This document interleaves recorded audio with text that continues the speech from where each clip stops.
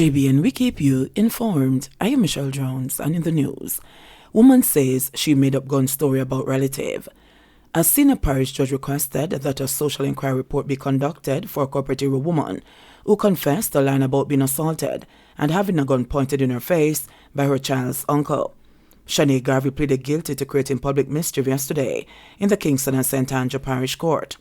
The court heard that on April 22, Garvey reported to the police that the individual told her that he would lick some shot in her head. She alleged that he placed his hand into his waistband and took out a gun. Upon seeing the gun, she alleged that she ran into a room and the person followed, kicking the door inwards and stood at the door pointing the gun at her. She alleged that 5 days prior to making the report, the individual kicked her feet, causing her to fall. She alleged that the person pulled her hair and punched her in her ear. Garvey's report led to the person being charged with illegal possession of a firearm and assault to common law, but further investigations revealed that her statements were false. So you made up all of that, ma'am? That is what you're saying to the court? Senior Parish Judge Lauren called Montego quizzed. Yes, ma'am, Garvey replied. That was quite some story, the judge commented. Garvey told the judge that a previous case in which he was charged with assaulting another female was dismissed. Well, this one won't just dismiss just so, Cole Montego advised. Garvey is to return to court on July 21. Cop involved in fatal crash in Falmouth. A police officer was involved in a fatal crash on the Foreshore Main Road in Falmouth on Tuesday evening. This was confirmed by Superintendent Carlos Russell of the Trelawney Police, who disclosed that the officer was off duty and driving a private vehicle at the time. The deceased has been identified as 67-year-old Richard Wickham, a security guard of a racecourse address in Falmouth. According to reports, about 4:15 p.m., a Zusa motor truck was traveling along the roadway when there was a collision with a motor car. Wickham, who was standing at the side of the road, was subsequently hit. He was taken to hospital where he succumbed to his injuries. His death comes just a day after a woman was killed a few miles away along the Salt Marsh Main Road. On Monday, 50-year-old Christine Sharp, a waitress of Mango Walk in St. James, died after the Toyota Corolla she was driving was involved in a collision with a Toyota Hiace bus. The incident happened about 5:20 according to the police, where she suffered a number of injuries.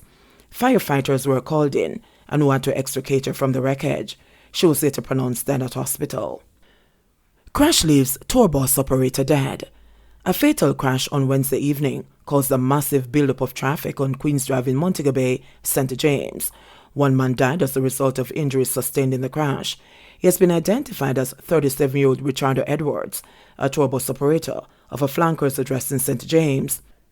Reports are that minutes before 7 p.m., Edwards was driving a Volkswagen Golf motor car and had just exited the roundabout at the airport, proceeding towards flankers when he collided with a flatbed trailer.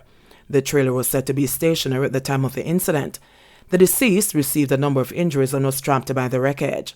Firefighters from the Antro station had to extricate him, but he subsequently succumbed to the injuries. Man injured in Tex Lane gun attack. A man was shot and injured on Tex Lane in Kingston this afternoon. It is reported that heavily armed men invaded the community and opened fire. Crime scene investigators visited the area. Deputy Superintendent Linval Phoenix, head of operations in the Central Kingston Police Station, was on the ground with a police team doing a house-to-house operation. Halfway Tree Police seek help in identifying man found dead. The Halfway Tree Police are seeking the public's assistance in identifying the body of a man that was found lying in a pile of leaves under an ackee tree on Aldane Avenue, Kingston 10 on Sunday. So far, the man has only been identified as Mandela.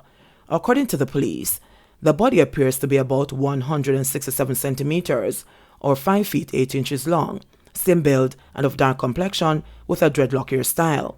The body was clad in a red and black sleeveless shirt, grey pants and a pair of black socks. Reports are that on May 15, a team of officers responded to explosions heard in the area. On arrival, officers observed a body lying on its side in a pile of leaves under an ackee tree. The police are asking anyone with information that can assist in identifying this body to call the Halfway Tree Police at 876-926-8184, Crime Stopper 311, 119 Police Emergency Number or the nearest police station. Alleged pathways killer to no trial date on October 6. A trial date will be set on October 6 for murder accused Andrew Ruddock, who is charged for cutting the throat of a woman during an alleged church ritual in St. James. The accused, who appeared remotely in the Home Circuit Court yesterday morning, had been evaluated by a forensic psychologist. Outstanding documents such as a post-mortem report and a ballistic certificate were received in court yesterday by the prosecution. A plea and case management has been set for October 6. Justice Vinette Graham Allen also made an order for the indictment to be filed and disclosure should be made on July 1.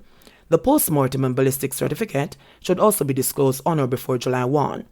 Ruddock reportedly confessed to the murder of 39-year-old Tanika Gardner during the October 17, 2021, alleged sacrificial ritual at the Pathways International Kingdom Restoration Ministries in St. James. Ruddock is represented by attorneys Anthony Williams and Venice Brown. Name and shame campaign to clamp down on pre-dawn larceny, says Charles Jr. Publishing the names and photographs of pre-dawn larcenists in the electronic and print media are among the measures being contemplated by the Ministry of Agriculture and Fisheries to stop farm thieves in their tracks. Minister of Agriculture and Fisheries, Colonel Charles Jr., said the Name and Shame campaign is among a slew of measures under consideration by his ministry to help arrest the long-standing problem of pre-dawn larceny that is costing farmers an estimated $5 billion in losses annually. Charles Jr. was speaking Tuesday in the House of Representatives while making his contribution to the sectoral debate. He outlined several other initiatives to tackle pre-dawn larceny, including the following: maintenance of a national pre-dawn larceny database, which is able to highlight and map pre-dawn larceny hotspots, larceny types, and frequency in collaboration with the Jamaica Constabulary Forces JCF Geostatistics Unit. Creation of a training curriculum for the proposed Agriculture Wardens Program to assist the police in carrying out enforcement activities. Facilitation of drone technology training for members of established pre-dawn larceny units to patrol farming communities. Encouraging greater use of technology to assist with the securing of farms and facilitating the establishment of farm watch or beach watch groups to build farmer fisher capacity to reduce vulnerability. Charles Jr. told the House that one of the greatest deterrents to increase investments in agricultural production and the development of rural communities was pre-dawn larceny. It not only hampers the growth and expansion of legal production and productivity in the agriculture and fisheries sector, but encourages instead imports to fill the gaps, he said. The minister added that too often we hear of our farmers losing their crops and animals, and regrettably, in some cases, their lives to persons who want to reap where they have not sown. He said the ministry remains undaunted in its effort to stamp out this scourge. He disclosed that he has appointed 4 people to a strategic working group with diverse experience and backgrounds to advise them on strategies to combat pre-dawn larceny. He said the ministry has also started the process towards amending the Proceeds of Crime Act to assist in the recovery of the proceeds of pre-dawn larceny from offenders and other perpetrators. Charles Jr. shared that for the 2021-2022 period, the ministry continued to create greater awareness and to strengthen the enforcement initiatives of the JCF in pre-dawn larceny investigation, prevention, and risk reduction.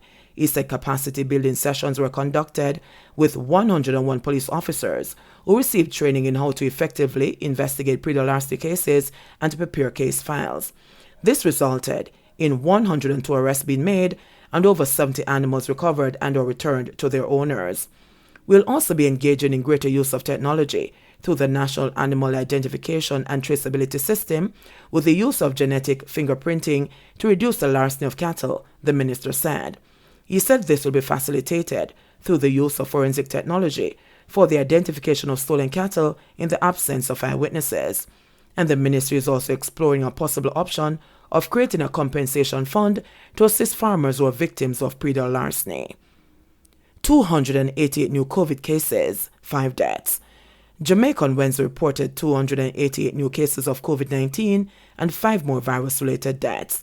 This brings the total number of cases recorded on the island since the start of the pandemic to 133,538 and the death total 3,018. Of the newly reported cases, there were 165 females and 123 males with ages ranging from 1 day to 108 years. The cases were recorded in Kingston and St. Andrew 64, St. James 46, St. Anne 21, St. Catherine 73, Westmoreland 7, Hanover 6, St. Elizabeth 6, St. Mary 6, Trelawney 1, Clarendon 25, Manchester 27, St. Thomas 3 and Portland 4. Meanwhile, the latest fatalities are all from St. Catherine. The deaths comprise a 38-year-old female, an 84-year-old male, and a 52-year-old male who all died in April 2021, and an 88-year-old male who died in May 2021, and a 72-year-old female who died in September 2021. According to the latest statistics from the Ministry of Health and Wellness, the country also recorded 152 new recoveries, bringing the total number of recoveries to 85,664. The country's positivity rate from the latest batch of testing is 27.6%. There are 2,304 active cases on the island. Approximately 78 patients have been hospitalized, 2 of them critically ill. JBN, we keep you informed. Please remember to subscribe, like, share, leave us a comment, and click the notification bell to receive our daily news items.